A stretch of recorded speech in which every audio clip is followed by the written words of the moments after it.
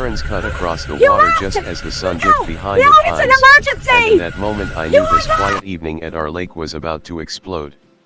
My son stood ankle deep near the dock, checking a nesting area like he had done 100 times before, when a patrol boat turned sharply and blue lights flashed across the ripples.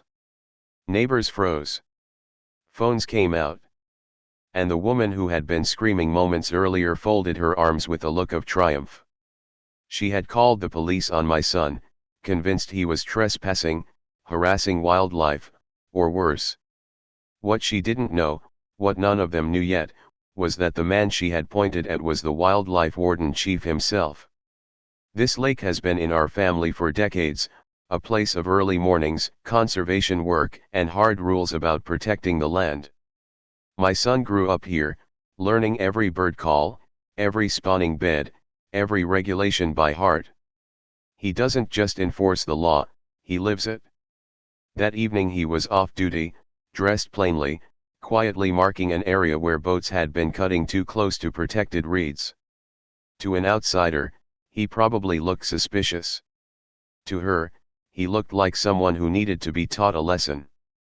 She shouted across the water, accusing him of fishing illegally, of disturbing nests, of having no right to be there. He tried to explain calmly, but she talked over him, her voice carrying farther than she realized. When she pulled out her phone and said she was calling the cops, I felt that twist of dread every parent knows, even when you're sure your child has done nothing wrong. The lake went silent except for her voice and the buzzing call. Minutes later, engines approached, and authority arrived fast. 2 officers stepped out, hands resting near their belts, eyes scanning the scene. My son didn't move. He didn't argue. He waited. The woman launched into her story, pointing, demanding action, expecting instant justice. What happened next didn't just shut her up. It changed the entire mood of the lake, and it exposed a truth she never expected. As the officers listened, I watched recognition slowly dawn, confusion replacing confidence. Radios crackled, names were checked, and a hush spread along the shoreline. The woman's certainty wavered as procedure took over, and authority shifted in ways she couldn't control. This wasn't about winning an argument anymore. It was about respect, responsibility, and the difference between assuming power and actually holding it. The reveal was seconds away, and everyone present was about to learn a lesson that would echo far beyond this lake. No one expected the truth to surface so publicly. When the officers asked my son for identification, he handed it over without a word, his face calm in a way that made me strangely proud. The woman smirked, certain this was the moment he would be exposed, escorted away, proven wrong in front of everyone watching. One officer glanced at the card, then at my son, then back at the card again. His eyebrows lifted slightly. The second officer leaned in, whispering something that instantly changed their posture. The air felt heavier, like the lake itself was holding its breath. They asked my son to step aside, not roughly, not urgently, just enough to talk privately. The woman protested, insisting they deal with him now, demanding fines, arrests, something dramatic. Instead, the officers nodded politely and asked her to wait. That was the first crack in her confidence. Around us, neighbors exchanged looks, curiosity replacing judgment. I could see the realization creeping in, even before anyone spoke the words out loud. My son explained why he was there, pointing out the disturbed reeds, the nesting markers that had been ignored, the recent violations he'd been monitoring for weeks.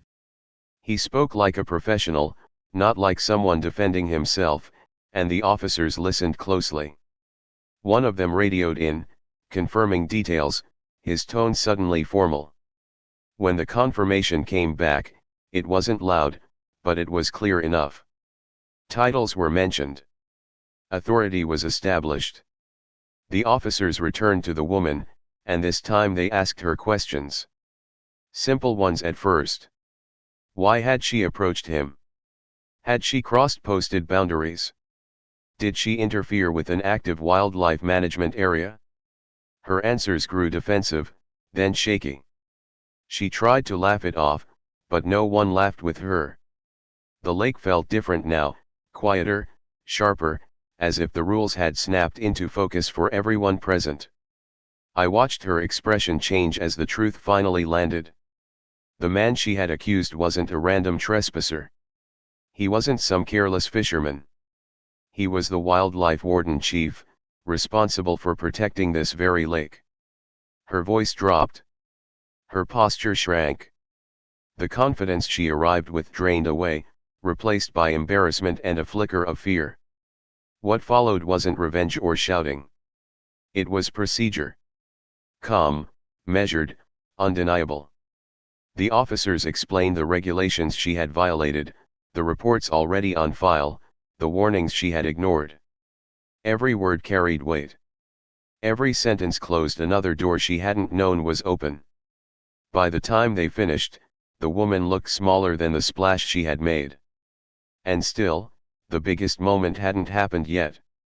The lake was about to teach her one more lesson she would never forget. Everyone watching sensed consequences coming, heavier than embarrassment, and far more lasting than tonight alone here. The officers didn't raise their voices, but the authority in their tone carried farther than shouting ever could. They explained that the area my son had been inspecting was under seasonal protection, clearly marked on official maps and posted notices. Boats weren't allowed within a certain distance, and confronting wildlife personnel during an assessment could itself be a violation. The woman blinked rapidly, scanning the shoreline as if the signs might suddenly disappear. They didn't. My son stood a few steps back, letting the process unfold. He wasn't enjoying this, and I could tell. He believes enforcement should educate first, punish only when necessary. Still, rules exist for a reason, and tonight those reasons were being spelled out one by one. The officers asked her if she had proof of her claims. Photos, video, anything. She scrolled through her phone, fingers trembling, but found nothing that helped her case. Around us, neighbors whispered. Some looked relieved, others uncomfortable, realizing how close assumptions had come to becoming accusations against the wrong person. The lake reflected their faces in broken fragments, as if even the water was unsettled. One officer took notes while the other reviewed prior complaints linked to her boat registration. That was when things shifted again. Apparently, this wasn't her first call. Reports of speeding through no-wake zones, ignoring buffer areas, and aggressive confrontations had been logged over the past month. Warnings had been issued. Compliance had not followed. Hearing that history laid out so plainly drained the last bit of fight from her shoulders. She tried to interrupt, but the officer gently held up a hand and continued. My son finally stepped forward, identifying himself formally, not with pride but with responsibility. He explained the impact of repeated disturbances on nesting birds, how one reckless season could erase years of recovery. His voice was steady, and it carried a weight that statistics alone never could. The woman stared at him, this time really seeing him, and the lake felt impossibly quiet. The officers issued citations, clear and unavoidable, and outlined next steps. Fines, mandatory education, and possible restrictions if behavior didn't change. No drama, no spectacle, just consequences. When it was over, the woman nodded stiffly, embarrassment etched across her face, and walked back to her boat without another word. As engines faded and lights shut off, the lake slowly returned to itself, but the lesson lingered. Power doesn't come from shouting the loudest.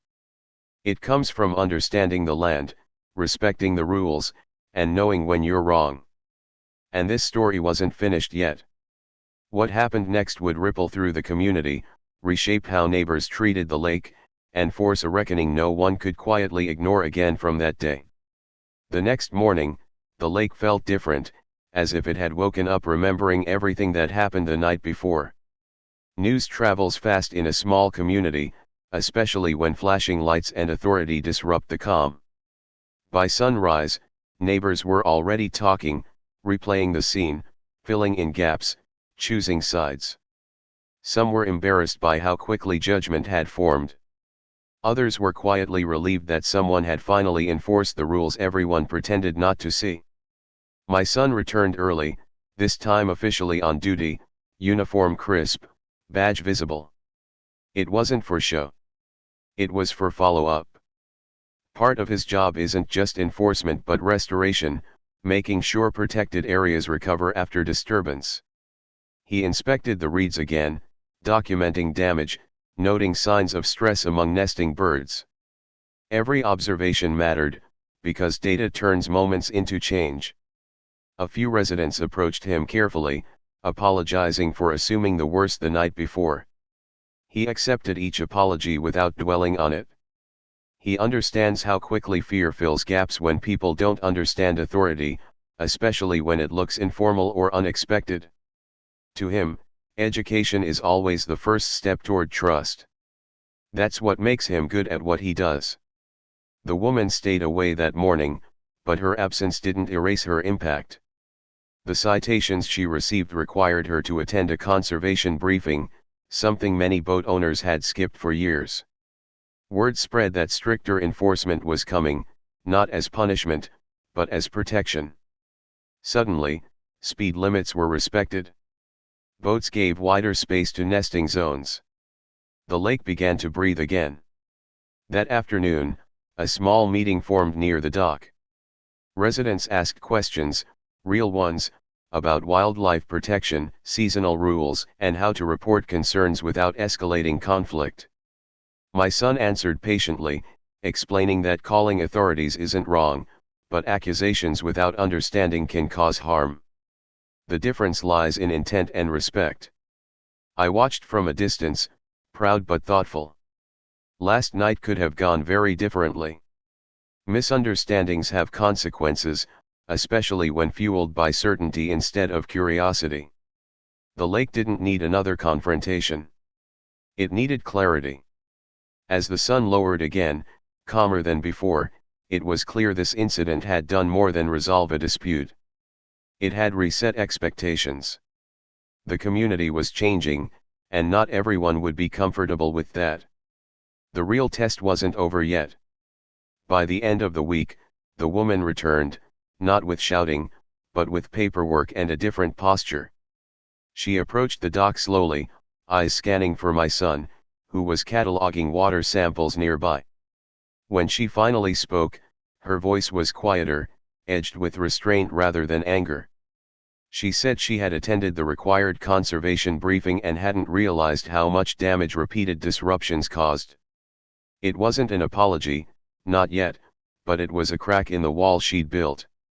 My son listened without interrupting. He explained again how this lake functioned as a living system, how one careless moment could cascade into losses no one noticed until it was too late. He showed her charts, photos, and recovery timelines. Facts replaced assumptions. Silence replaced accusation. I watched her shoulders loosen as understanding settled in. She admitted she'd moved here recently and assumed longtime residents were careless. She thought enforcing rules herself made her responsible, even righteous. What she hadn't understood was that authority without knowledge often becomes aggression. Hearing that distinction seemed to sting more than the fines ever could. Word of her visit spread, and a few neighbors gathered nearby, pretending not to listen. This time, there were no phones raised, no whispers of drama. Instead, there was attention. The lake had become a classroom, and everyone was learning. Before leaving, she asked what she could do to help. The question surprised me.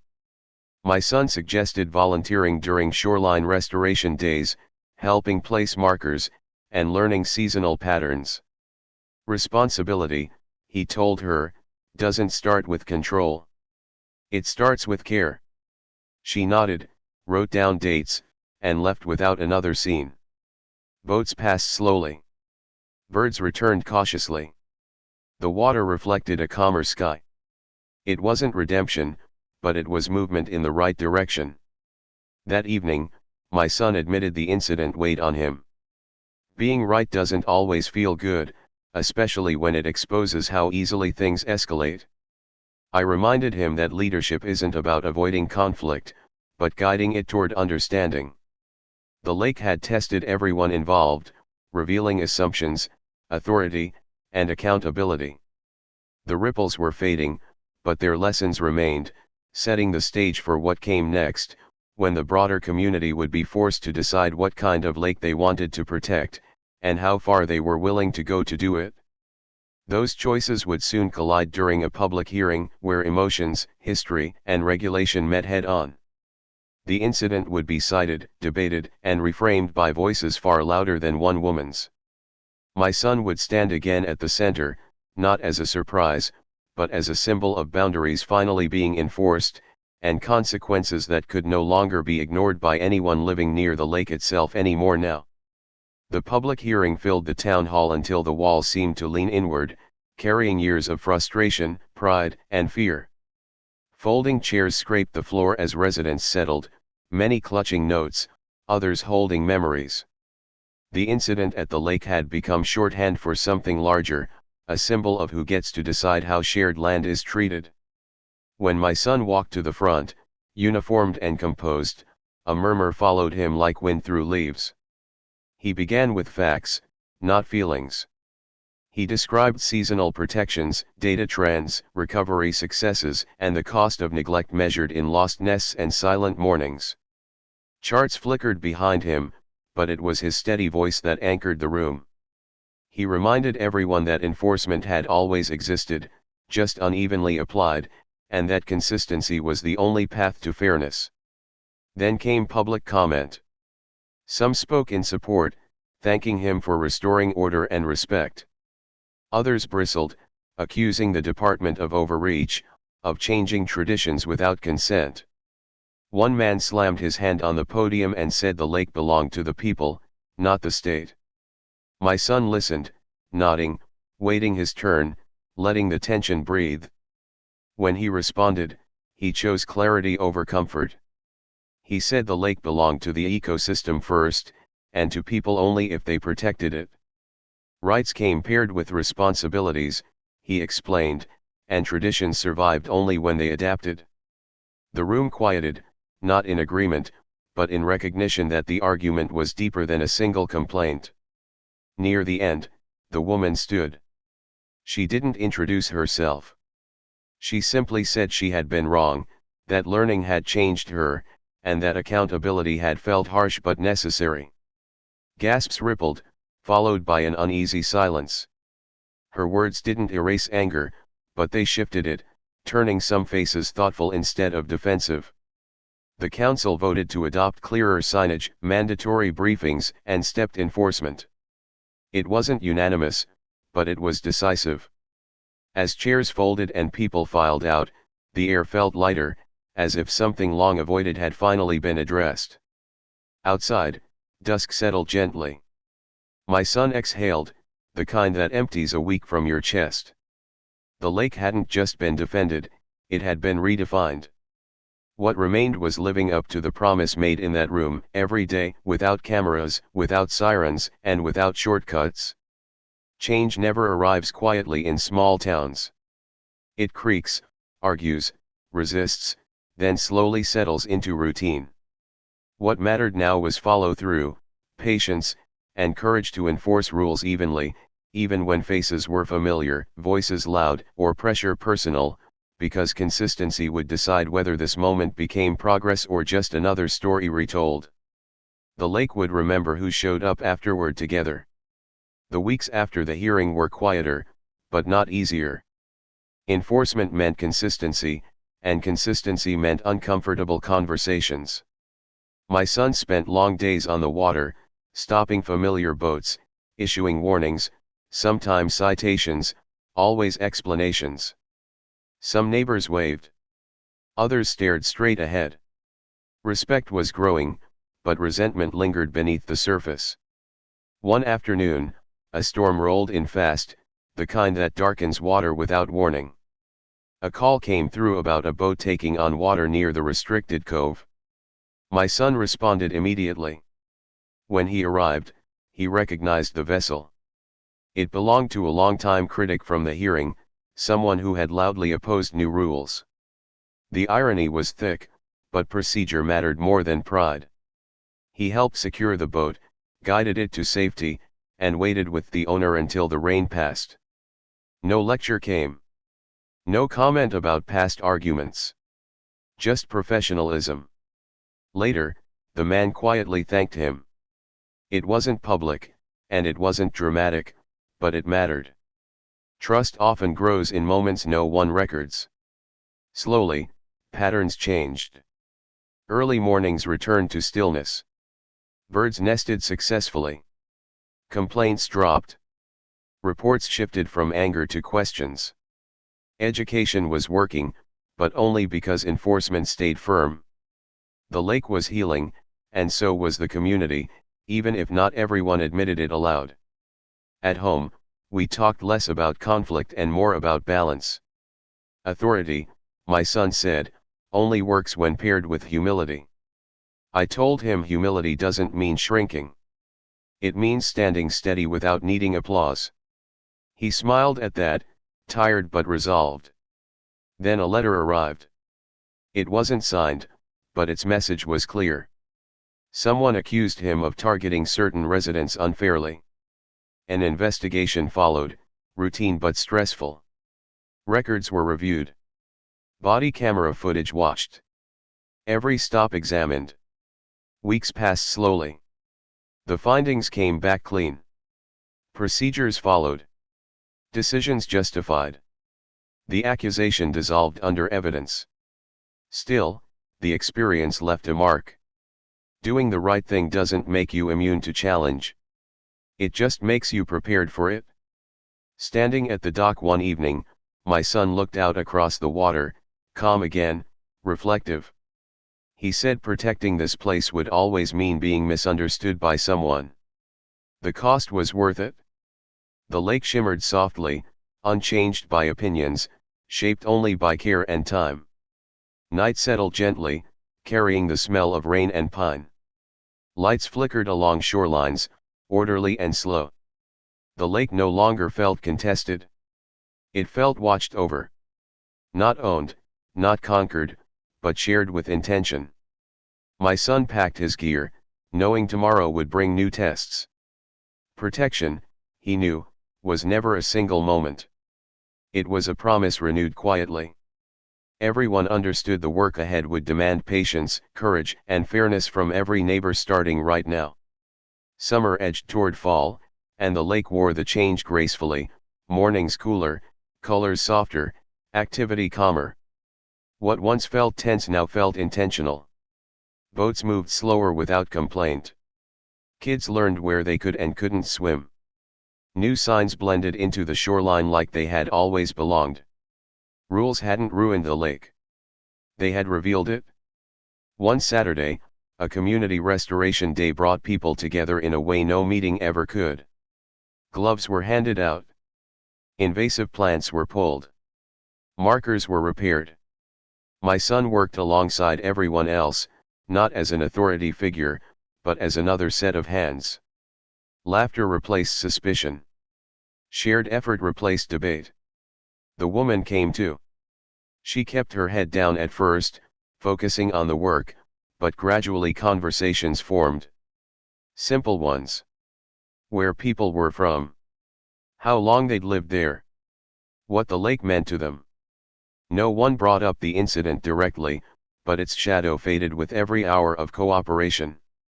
At midday, someone asked my son why he stayed in a job that invited so much resistance. He wiped sweat from his brow and said because places like this can't speak for themselves. Silence followed, thoughtful rather than awkward. The answer needed no defense. Later, as the sun lowered, a family of birds schemed the water near the protected reeds, unbothered, unafraid. Someone pointed them out. Cameras came up, but quietly this time. Appreciation had replaced entitlement. The lake felt respected. That evening, I sat with my son on the dock, feet dangling above the water we both loved. He admitted the incident had changed him. Not hardened him, but sharpened him. He understood now that leadership wasn't just about enforcing rules. It was about absorbing pressure without passing it on. I told him the lake had chosen well.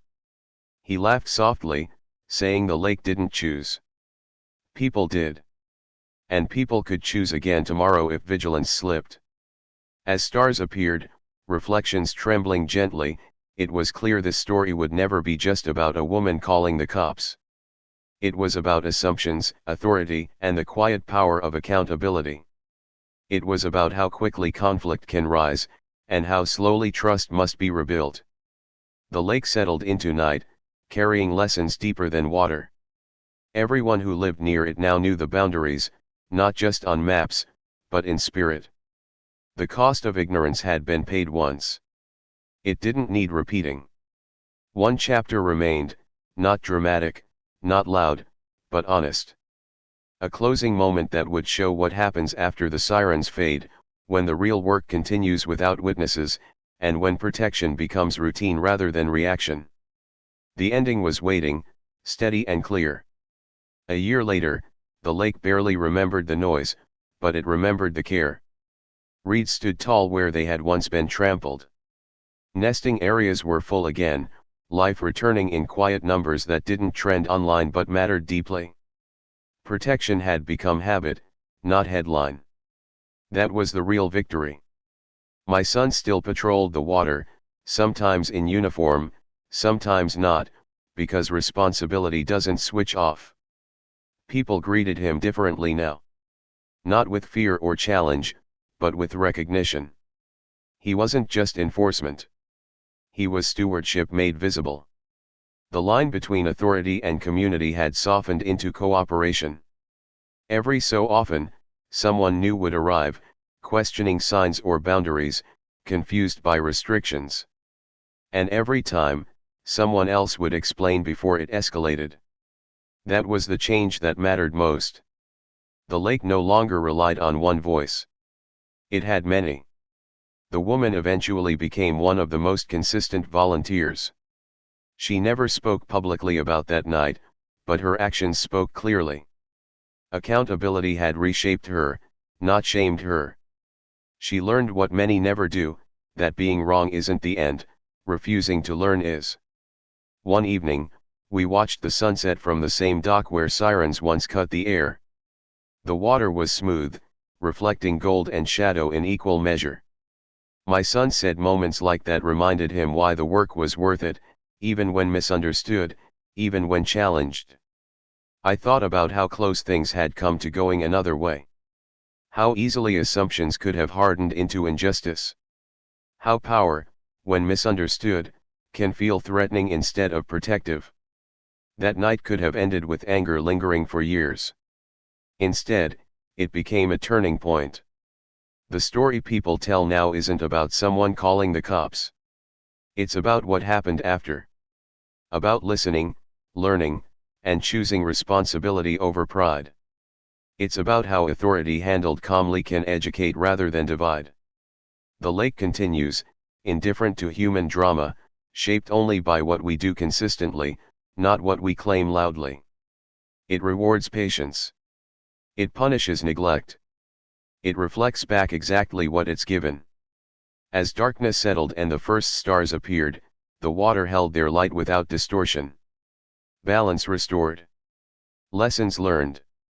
Not perfectly, not permanently, but enough to move forward with intention. This wasn't a story about winning. It was about understanding. About knowing when to stand firm, when to explain, and when to let actions speak. The sirens were long gone, but their echo had reshaped something lasting. That's how real change happens.